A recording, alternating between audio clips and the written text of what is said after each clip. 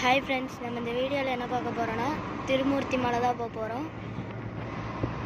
இந்த திருமூர்த்தி மலை தான் போயிட்டு இருக்கோம். இனிதான் கோயிலுக்கு போக போறோம். இப்போ பாருங்க நம்ம வீடியோக்குள்ள போலாம்.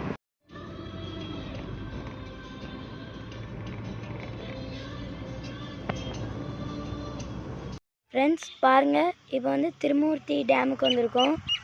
பாருங்க கீழே எவ்வளவு தண்ணி போகுதுன்னு.